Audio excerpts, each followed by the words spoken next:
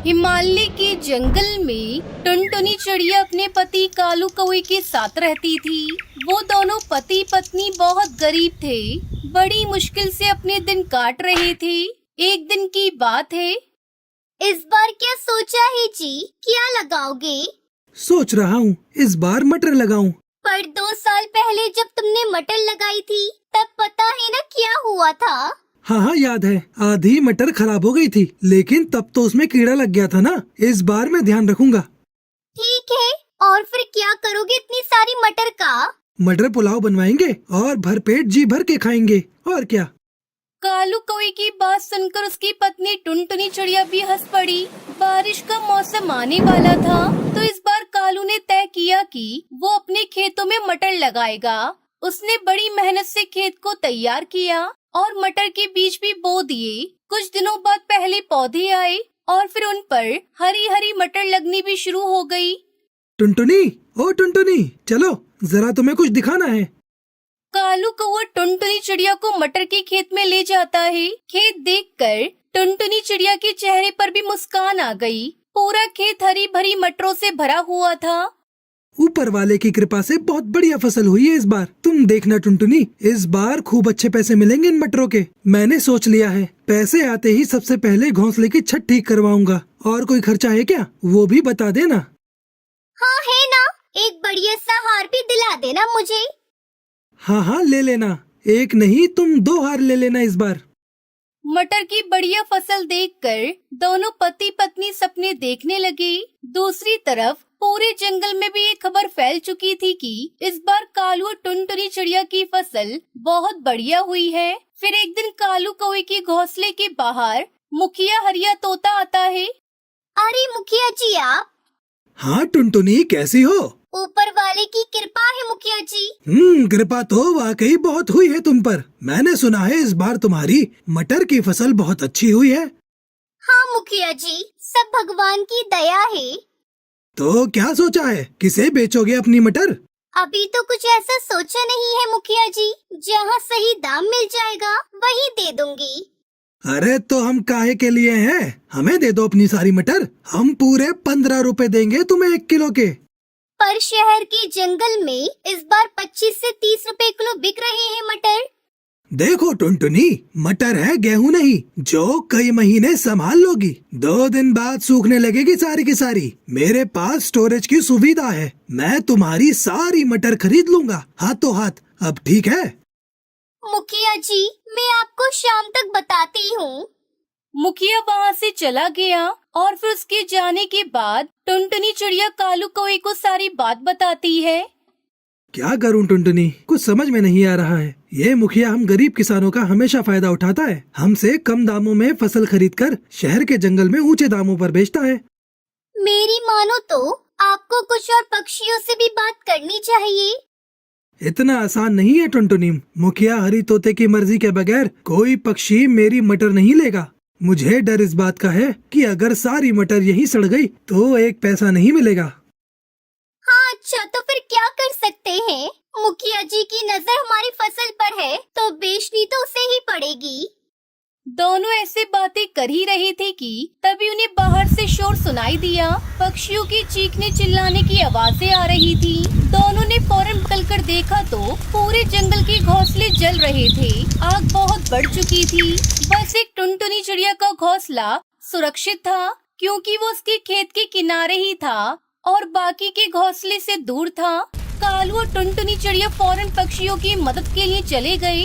काफी देर बाद आग तो बुझा ली गई, लेकिन जंगल के सारे घोंसले जलकर राख हो चुके थे। सारा सामान, सारा राशन, सब कुछ राख बन चुका था।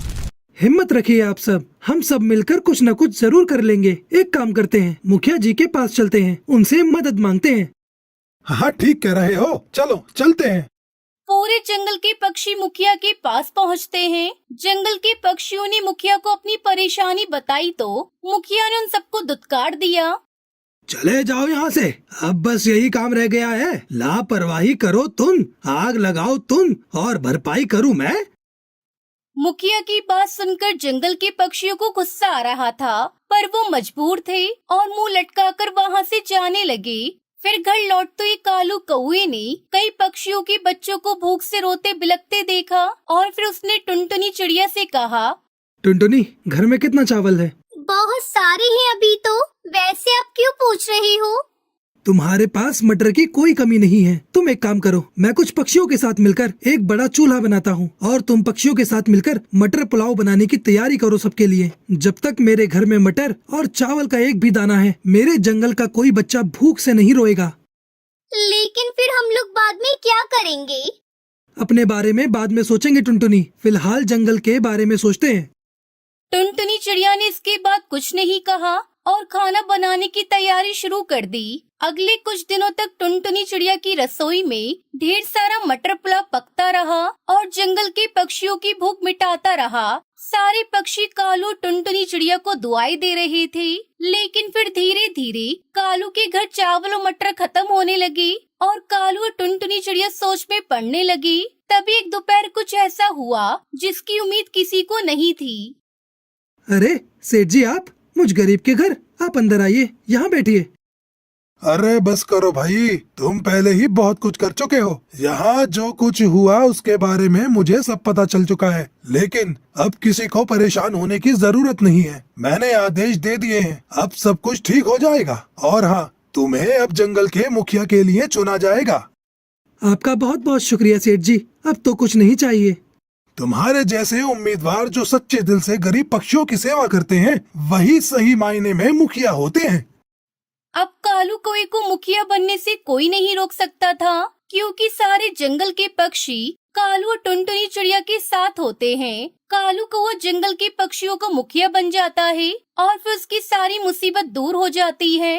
साथ ही जंगल के पक्षी खुशी खुशी रहने लगते हैं। आइसक्रीम ले लो, आइसक्रीम, ठंडी ठंडी रंग बिरंगी आइसक्रीम, पेप्सी, कॉर्न, चोकोबार, ऐसे सभी प्रकार के आइसक्रीम मिलेंगी। तो जल्दी जल्दी आओ और आइसक्रीम खाओ। आइसक्रीम बेचने वाले की आवाज सुनकर टुनटुनी के 7 बच्चों में से सबसे छोटी बेटी सुनहरी अपने पापा से कहती है, पापा, मुझे आइसक्रीम खानी है। अरे ना, वो आइसक्रीम अच्छी नहीं होती बेटा। अजी, मुझे भी आइसक्रीम खानी है। इतने दिन हो गए हमने आइसक्रीम नहीं खाई। चलिए ना, चलते हैं। अच्छा ठीक है, चलो। ए आइसक्रीम वाले, रुको, कौन सी आइसक्रीम है तेरे पास? मेरे पास सभी प्रकार की आइसक्रीम है साहब, आप बोलो आपको कौन सी चाहिए? अच्छा 3 चोकोबार दे। ये लो। वाह पापा, आइसक्रीम तो बड़ी ही अच्छी है। बड़े दिनों बाद इतना अच्छा आइसक्रीम खाया है। अजी, ये मेरी आंखों के सामने अंधेरा क्यों छा रहा है? ओए उल्लू, ये कैसी आइसक्रीम खिलाई है तूने? ये कहकर बंटी कबूतर उल्लू की गाल पे एक तमाचा मार देता है। कुछ देर बाद उल्लू का दोस्त चील आइसक्रीम बेचता हुआ वहाँ आता है। आइसक्रीम ले लो, आइसक्रीम, जो एक बार खाएगा वो कभी नहीं खा पाएगा। अरे भाई सुनो, यहाँ पर एक मुन्ना नाम का उल्लू आइसक्रीम बेचा करता था।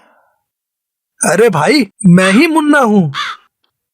मुन्ना, ये तुझे क्या हुआ? कहीं तू फिर से किसी से मार खाकर तो नहीं आया? क्या बताऊं भाई। फिर उल्लू चील को अपने साथ हुई घटना के बारे में बताता है। अरे उल्लू, तू तो सच में उल्लू ही निकला। हाँ भाई, तुम भी हंस लो मुझ पे। अरे नहीं भाई, तू तो मेरा भाई है। बता, वो चिड़िया कहाँ रहती है? तुम्हारा बदला मैं लूंगा।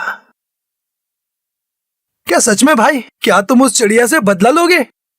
और नहीं तो क्या, उसकी हिम्मत कैसे हुई मेरे भाई को मारने की? अब तो उसके बच्चे में खाकर ही रहूंगा। चल बता मुझे, वो चिड़िया कहाँ रहती है?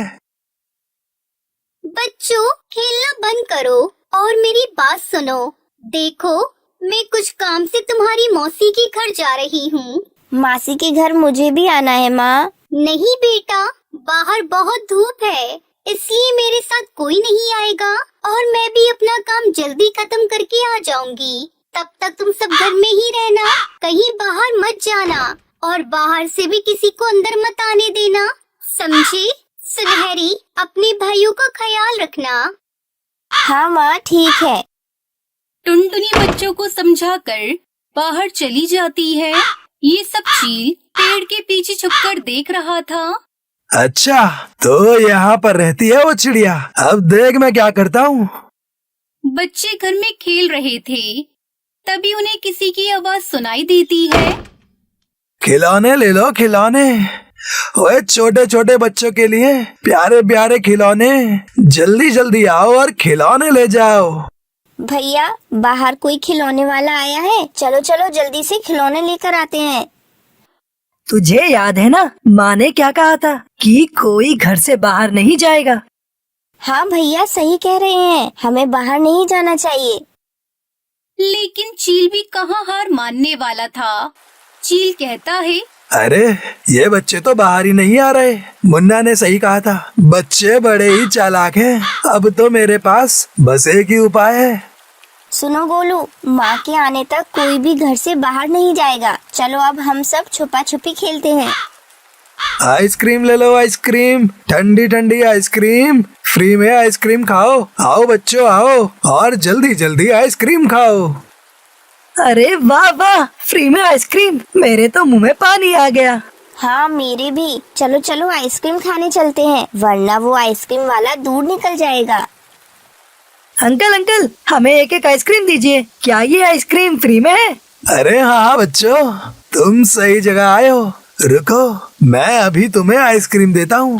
चील ने सारे बच्चों को आइसक्रीम दे दी। बच्चे बड़े ही चाव से आइसक्रीम खाने लगे। आइसक्रीम खाते ही एक एक कर सभी बच्चे बेहोश होने लगते हैं। ओए, आखिर ये बच्चे मेरे चुंगल में आ ही गए। चलो, अब किसी के आने से पहले मुझे यहाँ से निकलना होगा। ऐसा कहकर चील सारे बच्चों को एक बोरी में भर लेता है और वहाँ से चला जाता है। ओए ओए, आज तो मेरी दावत है। अरे मुझे आने में देरी हो गई, बच्चे मेरी राह देख रहे होंगे। अरे ये आइसक्रीम का ठेला यहाँ कहाँ से आया? पहले तो ये यहाँ कभी नहीं आया। टुनटुनी चिड़िया अपने घर में चली जाती है।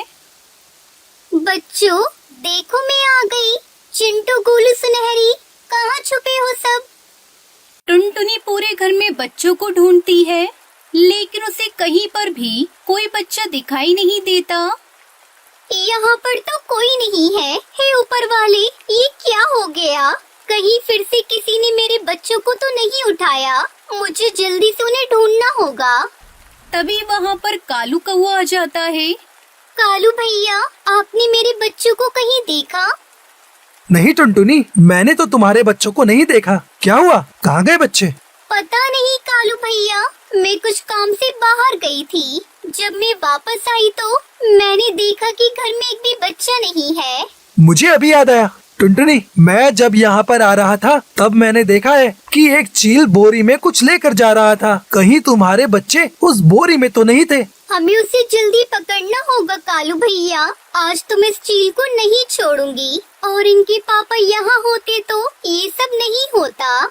रुको टुनटुनी, अगर तुम सीधे उसके पास चली गई तो वो तुम्हारे बच्चों को नुकसान भी पहुँचा सकता है। तो अब हम क्या करें कालू भैया? मेरे पास एक आइडिया है। इधर चील बच्चे पकाने की तैयारी कर रहा था। अरे वाह, इन नरम नरम बच्चों को गरम गरम खाने में बड़ा मजा आएगा। पहले पानी उबालना है, फिर सब्जियां डालनी है, फिर घी, फिर ये मजा ही आ जाएगा। तभी वहाँ पर कालू कौआ एक मुर्गी का भेष बनाकर आता है। ओए, इतना बड़ा मुर्गा दिखने में तो बड़ा ही तरोताजा लग रहा है, और स्वादिष्ट तो होगा ही। मैं बावर्ची जो अच्छा हूँ, इसे अभी पकड़ता हूँ। कालू चील को देखते ही भागने लगता है और चील भी उसके पीछे पीछे भागने लगता है। ओए ओए, रुक, अरे रुक, अरे कहाँ भागा जा रहा है, रुक। इधर टुनटुनी चिड़िया ने अपने सारे बच्चों को बोरी से बाहर निकाल लिया। मेरे बच्चों, तुम ठीक तो हो ना? हाँ माँ, हम सब ठीक हैं। माँ, हमें माफ कर दीजिए, हमने आपकी बात नहीं मानी और उस बुरे चील अंकल के झांसे में आ गए।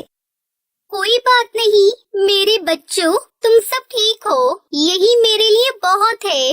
लेकिन आगे से ऐसी गलती मत करना। हाँ माँ, चलो अब हम सब अपने घर चलते हैं। इस तरह टुनटुनी अपने सातों बच्चों को सुरक्षित घर ले जाती है। दूसरी तरफ कालू चील को उल्लू बनाकर वहाँ से 9 2 11 हो जाता है।